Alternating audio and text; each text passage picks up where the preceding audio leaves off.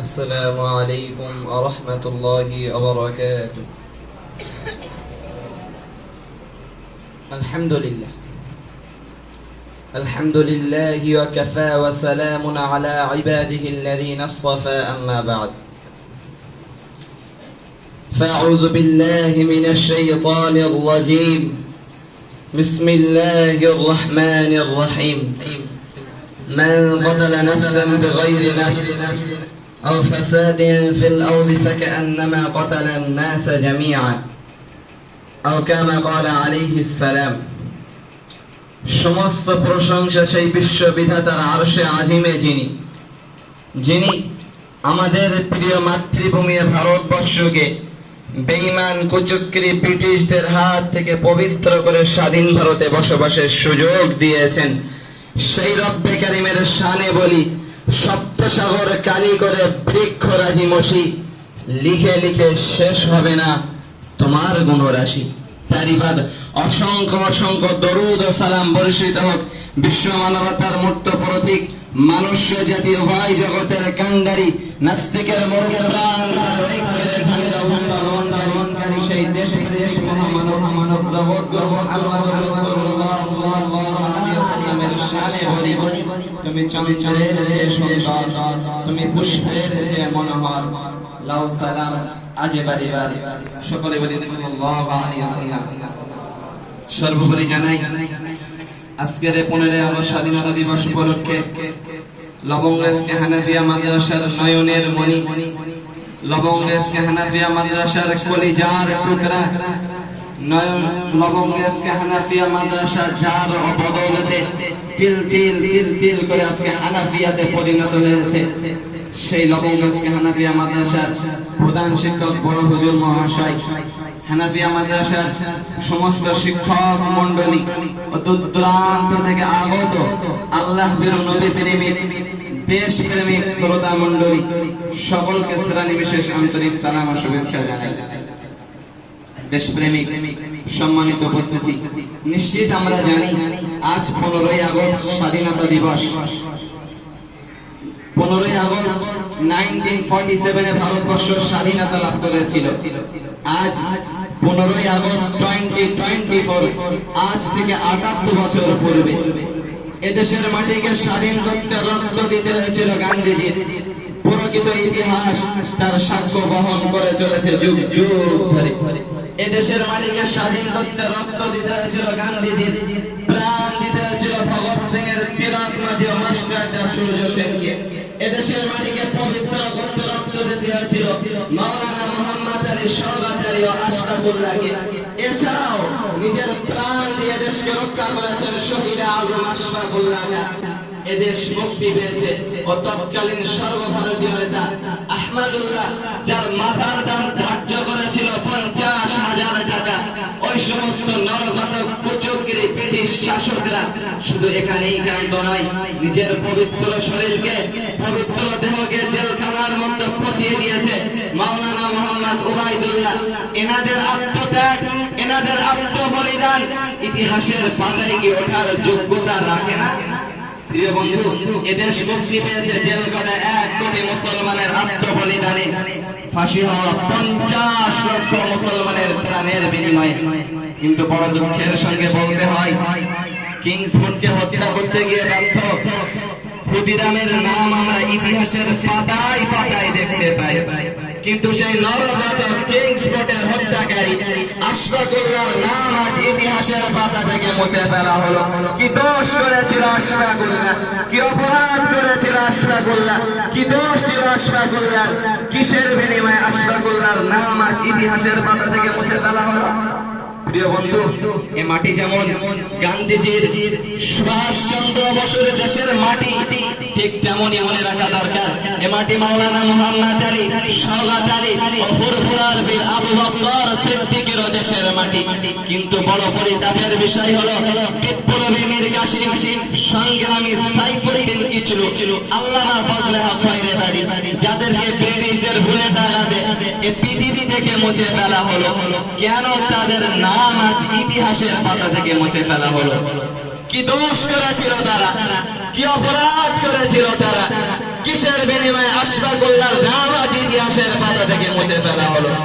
প্রিয় বন্ধু, এদের স্বাধীনের পিছনে যদি গান্ধীজির রক্তের অবদান থাকে, তাহলে দিল্লির রাজপথের কন্যাকুমারী থেকে নিয়ে চাঁদনি চক পর্যন্ত রাস্তার দুধারে যে সমস্ত গাছগুলো সারিতে সারিতে কাতারে কাতারে আসমানের দিকে তাকিয়ে দাঁড়িয়েছিল, সেই সমস্ত গাছের শাখা প্রশাখায় অসংখ্য মুসলিম বুদ্ধিজীবী আলেম ওলামার ফাঁসিতে প্রাণ দেওয়াটাও কম অবদানের নয়। আজ সেই মুসলমানদেরকে দেশের দ্রোহী, সন্ত্রাসী আর জঙ্গিবাদীর তকমা লাগানো হয়। হায় আফসোস, পায়ের তলার 1 ইঞ্চি মাটি উঁচিয়ে নাকের কাছে ধরলে 1947-এ যে সমস্ত বীর মুজাহিদরা এদেশের জন্য প্রাণ দিয়েছেন, রক্ত দিয়েছেন, আত্মবলিদান দিয়েছেন, এদেশের মাটিকে রক্তে রাঙিয়েছেন, সেই সমস্ত বীর মুজাহিদদের রক্তের গন্ধ আজও পর্যন্ত 1 ইঞ্চি মাটির মধ্য থেকে পাওয়া যাবে। আমি দিল্লির রাজপথে দাঁড়িয়ে আল্লাহকে সাক্ষ্য রেখে বলতে পারি, আল্লাহ তোমার ইজ্জতের কসম, তোমার সম্মানের কসম, ভারতবর্ষের মাটি এটা আমার বাবাকে সম্পত্তি, এটা আমার দাদুর পৈতৃক সম্পত্তি, এটা আমার পূর্বপুরুষের জন্মভিটা। সুতরাং এদেশের 1 ইঞ্চি মাটি খাঁটি সোনার চাইতেও খাঁটি, নগদ রক্ত দিয়ে কেনা কসম, সেই খোদার একটি গুনাহ কেউ কেড়ে নিতে পারবে না ইনশাআল্লাহ।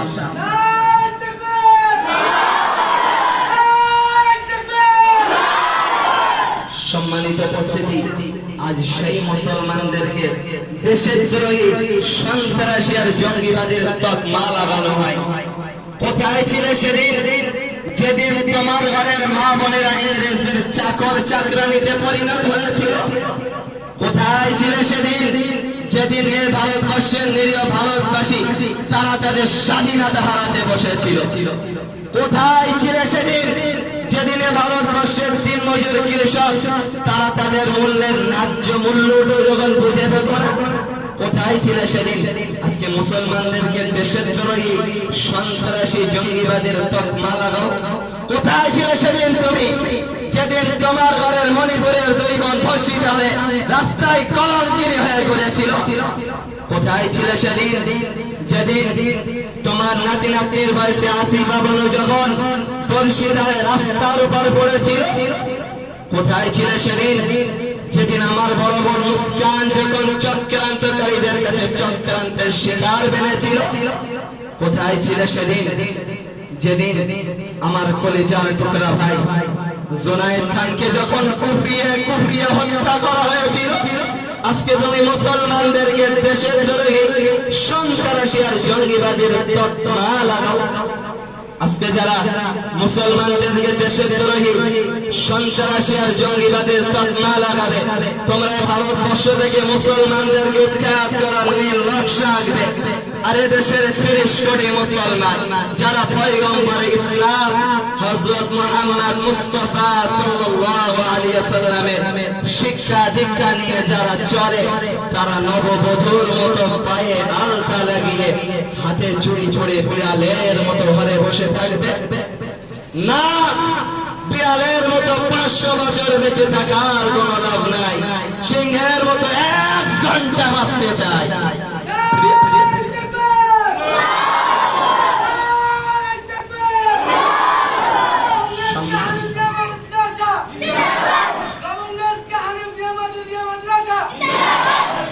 সম্মানিত উপস্থিতি, আমি দেখতে পাচ্ছি আজ ভারতবর্ষের আকাশে উত্তর গগনে কালো মেঘ জমা হয়েছে। আমি আরো দেখতে পাচ্ছি গত 5ই আগস্ট ভারতবর্ষের পবিত্র ভূমিতে আমার রক্তরাঙা ভারতবর্ষে এক অনুপ্রবেশকারী ডাইনির আগমন ঘটেছে। এমন এক ডাইনি আগামীতে যদি আমরা মোকাবিলা করতে না পারি, দিল্লির মসনদে বসে থাকা বাবুদের সঙ্গে চুক্তিতে বসে এ ভারতবর্ষের ফাঁকা আকাশে এমন কালো কালো অমাবস্যা রাত আনতে পারে, তার শুভে সাধে যাওয়া অসম্ভব। আপনারা কি কাপুরুষের মতো মরতে চান? বেঈমান মুশরিকদের গোলামি করে মরতে চান? আমরা তো সেই মায়ের সন্তান যে মায়ের কোল আলো করে 47-এ আশফাকুল্লাহর জন্ম হয়েছিল। আমি তো সেই মায়ের সন্তান যে মায়ের কোল জুড়ে 47 আহমদুল্লাহর জন্ম হয়েছিল। আমি তো সেই মায়ের কলিজার টুকরা সন্তান যে মায়ের কোল আলো করে 47 ওবাইদুল্লাহর জন্ম হয়েছিল। আমরা তো সেই নারী জাতির সন্তান যে নারী জাতি 47-এ এদেশের স্বাধীনতা সংগ্রামীদের জন্ম দিয়েছিল। সেজন্যই আজকে 2024-এ দাঁড়িয়ে ভারতবর্ষের ঐতিহ্যকে রক্ষা করতে, ভারতবর্ষের স্বাধীনতাকে রক্ষা করতে, ভারতবর্ষের সংবিধানকে রক্ষা করতে, আমার দেশের ভারতবর্ষ থেকে বেঈমান কুচক্রী ব্রিটিশদের গোলামদের উৎখাত করতে, এদেশের ভারতবর্ষ থেকে বেঈমান কুচক্রী ব্রিটিশদের কালো হাতকে উৎখাত করতে, ভারতবর্ষের সংবিধানকে নতুন করে স্বাধীন করতে, ভারতবর্ষের সংবিধানকে নতুন করে লিখতে প্রয়োজনে বুলেটের সামনে বুক চিতিয়ে দেওয়ার জন্য তৈরি আছি ইনশাআল্লাহ। কেননা এ ভারতবর্ষের সংবিধান আমি লিখেছি, এ ভারতবর্ষের লালকেল্লা আমার, কুতুব মিনার, শহীদ মিনার, তাজমহল আমার। আজও পর্যন্ত শহীদ মিনারের ইট কষালে মুসলমানদের গায়ের রক্তের গন্ধ পাওয়া যাবে। সেই মুসলমানদেরকে তোমরা দেশের দ্রোহী, সন্ত্রাসী আর জঙ্গিবাদীর তকমা লাগাও।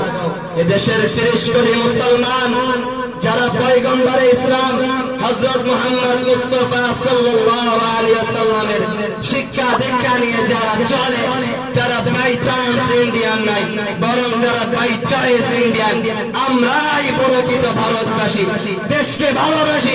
তাই শপথ নিয়ে বলতে পারি, 78 বছর আগে যেমন এদেশকে স্বাধীন করার জন্য বুলেটের সামনে বুক চিতিয়ে দিয়েছিলাম, আজকে 24-এ দাঁড়িয়ে এদেশকে স্বাধীন করার জন্য দ্বিতীয়বারের মতো আবার রক্ত দিতে নয়, প্রাণ দিতে তৈরি আছি ইনশাআল্লাহ। তাই কবির ভাষায় বলি, মোরা ছাড়বো না কোরআন, না ছাড়বো হিন্দুস্তান। জন্মভূমির ভালোবাসা আমাদের ঈমান। भारत की जय हो जय हिंद। प्यारे बुजुर्ग और दोस्तों, हिंदुस्तान का जमीन हमारा है, हमारा था।